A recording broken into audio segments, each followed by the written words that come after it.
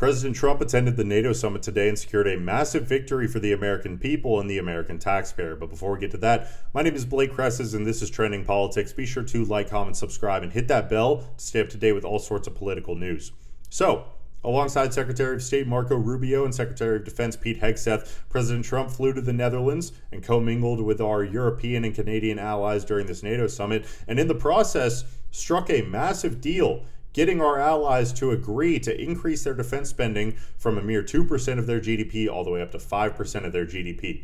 This is a massive win for the American taxpayer, who for too long has been footing the bill for the defense of these European countries, of our allies, our supposed allies who have consistently taken advantage of us, not contributed their fair share to their own defense, and instead focused on government programs like free college or free health care, mocking the American people, all because they don't even have to pay for their own defense. We pay for their defense. If it weren't for us, they would have gotten taken over by any random country by now. And even though, their perceived biggest adversary of Russia is right in their backyard, we've got a whole ocean separating us from these problems. We are expected, the American taxpayer is expected to foot the bill for their defense spending while they take advantage of us. They don't contribute. They use us like a piggy bank.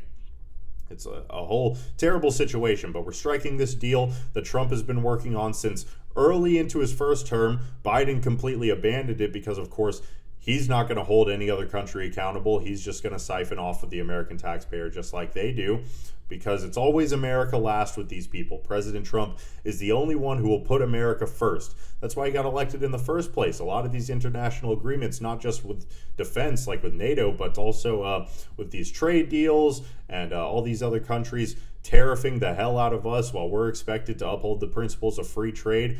President Trump came in and said, no, we're going to have fair trade. And on top of that, these countries are going to start contributing to their own defense spending. But anyways, we're going to get into it right now. President Trump was speaking with the NATO Secretary General Mark Rutte, who was speaking extremely highly of him the entire time. I think at one point even called President Trump daddy, which was a bit of a weird situation. He got kind of grilled by some reporters.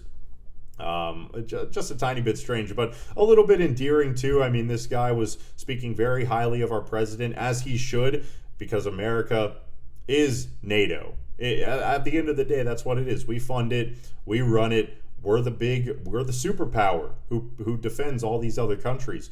So we're finally getting the respect that we deserve.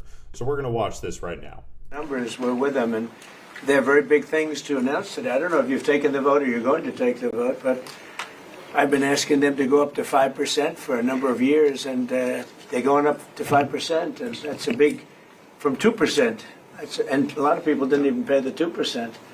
So I think that's going to be very big news. NATO is going to become very strong with us, and I appreciate doing it. Perhaps you want to talk about it? Yeah, absolutely. Let me first, before I go to the spending, I just want to recognize your decisive action on Iran. Thank you. You are a man of strength, but you're also a man of peace.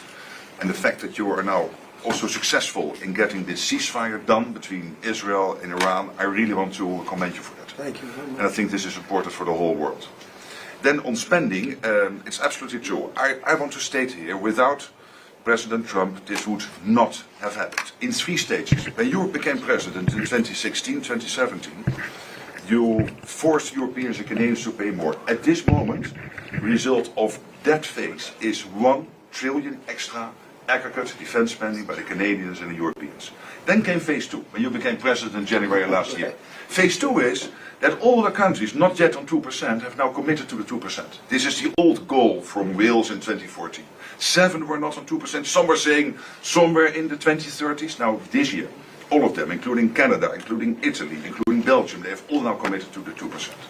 And now comes the big splash. Today, we will decide to go to 5%. We have to keep ourselves safe from our adversaries, but also because it is fair to equalize with the United States. With this 5%, the Europeans and the Canadians will equalize their defense spending with the United States. So this is not about American taxpayers paying more. This is about Europeans, Canadians paying more. And again, this would not have happened. I'm really saying this here.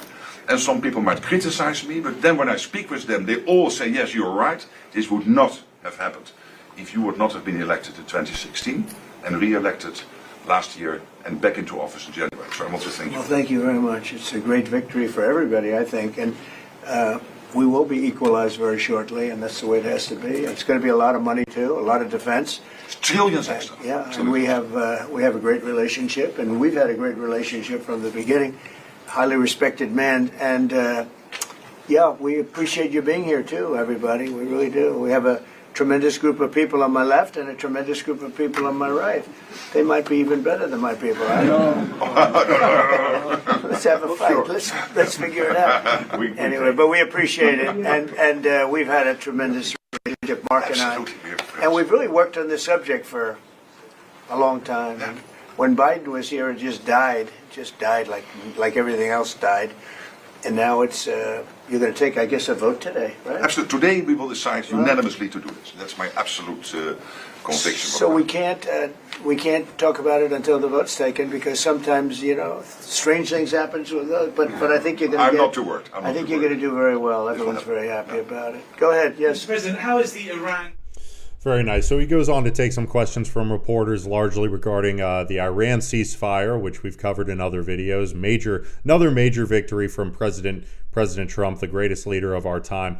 And yeah, everything you just saw there was very true. A lot of these countries, they weren't even contributing the 2%. We had to get them onto that 2% before now unanimously we're going to get them to that 5%. And this would not be happening without President Donald Trump. If Kamala Harris had won, we would still be being taken advantage of by all these other countries. No one would be putting America first. The American taxpayer would continue to be the world's piggy bank. And you just love to see it. We're finally getting these countries to pay their fair share and contribute adequately to this alliance. It's not an alliance if it's just one country being taken advantage of. So you really do love to see it. And another funny thing about this is that back earlier into Trump's second term, just a couple of months ago, when the whole spat with Zelensky was going on, and all these European countries were essentially insulting Trump very frequently because he and Zelensky were going through some problems. Rightfully so, because Zelensky has been one of the most egregious characters taking advantage of the American people and begging for more and more money to fight this war that will never end. Anyways, my point is that Trump played this game where he said, okay, we're gonna stop funding Ukraine. We're not going to be sending you guys any more money. And then in the process, all these European leaders stepped up and said, okay, well then we're going to start funding Ukraine. We'll give them a bunch of money. We'll take care of the Ukrainian people. And we'll fund their military. We don't need Trump. We never needed America in the first place. America's gone. We're leading the world now. And it's like they did exactly what Trump wanted them to do the whole time, which was just finally contribute, finally start paying your fair share into this system, finally start using money to spend on defense against the supposed enemies that are right in your backyard. Russia, spend the money for the defense. And it's just another instance of the art of the deal. Classic President Trump. He always gets what he wants. You never vote against President Donald Trump.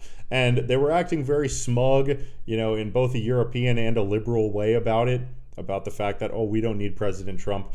But he really just tricked them. He played them like a fiddle, as he always does. Well, anyway, with that, this is a fantastic situation for the American taxpayer. We love to see it, and we're looking forward to what Trump is going to do next as he returns home and is expected to, give some input on the situation with the big, beautiful bill and its upcoming vote. But as always, thank you so much for watching. Be sure to like, comment, subscribe, and hit that bell. This has been Blake Cresses with Trending Politics. You can find me on Instagram or X at Blake Cresses, my full name. Thank you so much for watching. We'll see you in the next one.